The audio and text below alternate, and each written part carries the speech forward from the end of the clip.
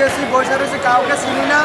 পরে রাত্রে ফোনে আমি একটা কালবেলাতে নিউজ করছি, মহিউদ্দিন রিপনের মাধ্যমে একটা নিউজ করার পরে ওনার নিউজের পরে জানাতে যে আমার স্বাক্ষরবিহীন আমি যে একটা অভিযোগ করছি, ওসির স্বাক্ষর নয়, দারোগার স্বাক্ষর নয়, আমার একটা কপি দিচ্ছে।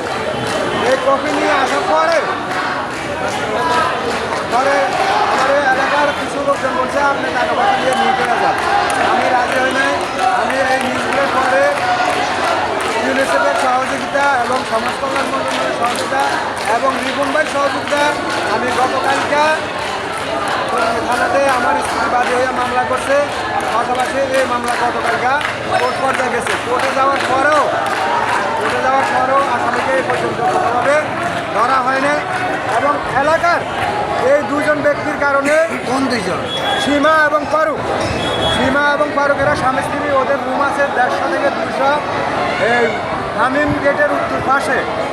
এই ছেলের আরও অনেক কুকীর্তি আছে। যদি আপনারা জানতে চান, এখানে 600 মহিলা আছে, এদের কাছে তবে আপনারা জানেন। থানায় কি বলছে আপনি? থানা বলছে সামাজিকভাবে ওসি সাহেব কি বলছে? ওসি সাহেবের সাথে আমার সাথে দেখা হয় নাই।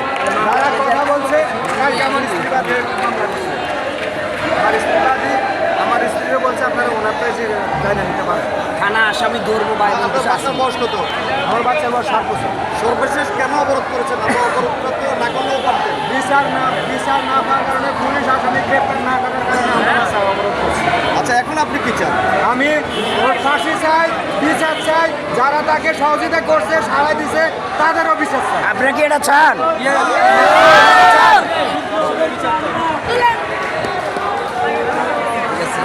ইতিমধ্যে আমরা এখানে দেখেছি যে মেয়েটি ধর্ষণ হয়েছেন তার বাবা কিছু স্বীকারোক্তি দিয়েছেন এবং ধর্ষণকারীর উপযুক্ত শাস্তি তিনি ফাঁসি চাচ্ছেন। মিডিয়ার অনেক লোক উপস্থিত ছিলেন এখানে এবং আরও অনেক উৎসুক জনতা উপস্থিত হয়েছেন।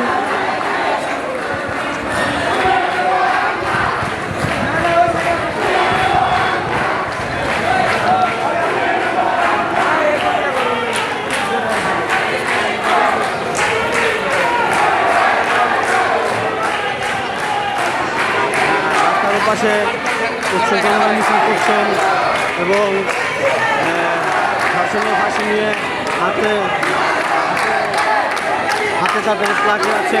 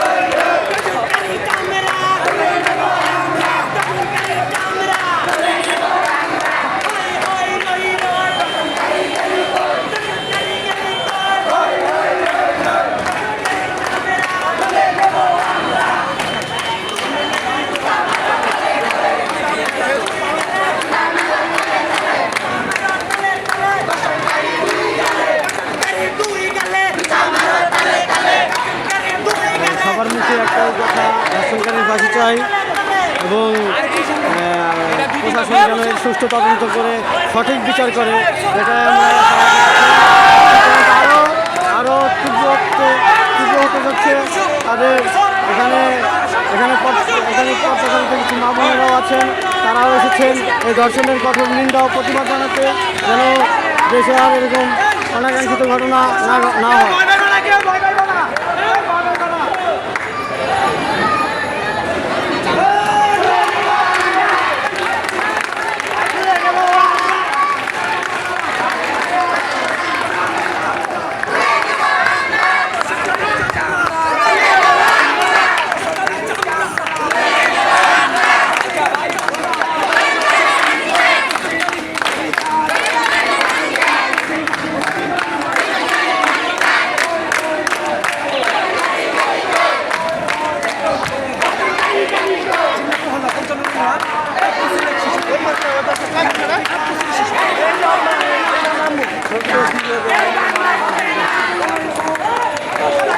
এখানে 7 বছরের শিশু ধর্ষণের প্রতিবাদে সাধারণ মানুষ রাস্তায় নেমে এসেছে।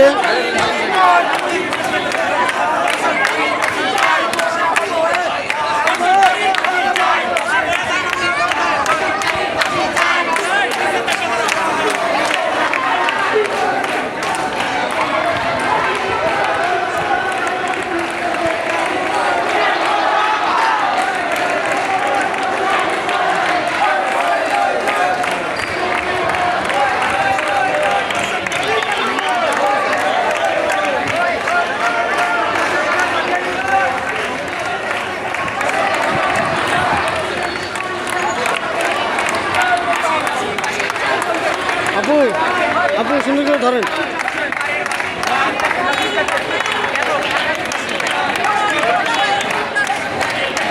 অনেক মা বোনেরা চলে আসছেন হাতে প্লাকার্ড নিয়ে শিশু ধর্ষণের প্রতিবাদ জানাতে।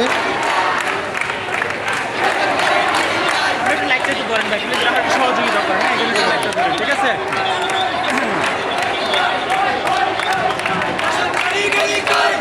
আজকে যে আপনারা যে আন্দোলনটা করছেন, দর্শনকারী ফাঁসি চাচ্ছেন, কার ফাঁসি চাচ্ছেন আপনারা? কি হয়েছে ঘটনাটা বলেন তো? আমাদের এলাকার একটা ছোট বোনকে উনি দর্শন করছে। কে দর্শন করেছে? বিপ্লব। বিপ্লব কে? বিপ্লব এই এলাকাতেই থাকে। কি করে বিপ্লব? কি করে? কিছুই করে না। কিছুই করে না। এই এলাকাতেই থাকে। কিছুই করে না। কি করে? কিছুই জানেন না? করে না। হ্যাঁ। কিছুই করে না। বিপ্লব কি করেছে? সকালে নিয়ে সাগরে এই দোকানদারি করে। কে দর্শন করেছে? আমাদের এলাকার শিশু বাচ্চা। একজন বলেন, কে বলেন? আমাদের এলাকারই একটা শিশু বাচ্চাকে নাম কয় কি? বছরের শিশু? 7 বছরের নাম কি তার? আয়শা। তাকে দর্শন করেছে? হ্যাঁ। মামলা হয়েছে? মামলা দিতে চাচ্ছে ওর বাবা মা, পুলিশ মামলা নিচ্ছে না। আচ্ছা, আজকে এর জন্য আপনারা এই আন্দোলন করছেন? হ্যাঁ, হ্যাঁ, এর জন্য আমরা আন্দোলন করতেছি। আমরা চাই তার যতটুকু শাস্তি হোক। বাচ্চাটা কি হয় না আপনার? আমার বাইজি হয়। বাইজি হয়, কি হয়েছে আপনার বাইজির সাথে?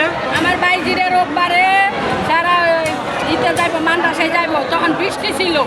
বৃষ্টির সাথে ওই যাইবার সাথে পরে বিপ্লবে পরে বলছে যে তুই আমার এ ঘরে আয়, বৃষ্টি আইতে আছে তুই এদিকে আয়। মাইয়া বলছে যে না আমি ঘরে যাবো না, আমি ঘরে যাবো কা তোর ললিপাপ দিব, পরে মায়েরা জোর করে ঘরে নিয়ে গেছে। নিয়ে যাওয়ার পরে মায়েরা কয়েছে তুই সেবা খোর, পরে মায়ের পক্ষে আমি সেবা খুব গামছা দিয়ে মুখ বাইন্দে মুখ করে আমার ধরতে ধরছে। মায়ের শিক্ষা মারতে না পারে, পরে এই মায়েরা দর্শন করছে, কইরা পরে মায়ের অজ্ঞান হয়ে গেছে। এই পোলার মা আর পোলা মিলাইয়া পরে মায়ের মাথা পানি দিয়া জ্ঞান ফিরাইয়া পরে কাগজ সঙ্গাইয়া শরীরে পাশে পাঠাইছে। এর জন্য আপনারা এই আজকে আন্দোলন চাচ্ছেন? হ্যাঁ, এটা হ্যাঁ, আমরা দর্শক, বিশ্বাস আমরা করি। এই মুহূর্তে দেখতে পাচ্ছি যে টঙ্গী যে মেল গেট, এই মেল গেটে আপনারা দেখতেছেন যে এখানে হাজার হাজার ধর্ষণের শাস্তি কি চান আপনারা বলেন? যে লোকটি ফাঁসি চাই। বললো সেই লোকটির বিচারের দাবিতে আজকে তারা এখানে মানববন্ধন এবং মিছিল করছে। এবং আপনারা জানেন ঢাকা মহাসড়ক একটি রাস্তা দুপাশটাই বন্ধ হয়ে আছে। আপনারা দেখতে পাচ্ছেন যে ওনাদের দাবি যে এই ধর্ষণকারীর বিচার হোক এবং ফাঁসির দাবি হোক, সেই বিচারের এই দাবিতে যারা আজকে সেই আন্দোলনটি করছে। এটা হলো টঙ্গী মেল গেট। আপনারা দেখতে পাচ্ছেন রাস্তার দুই পাশেই এই গাড়ি বন্ধ আছে এই জন্য।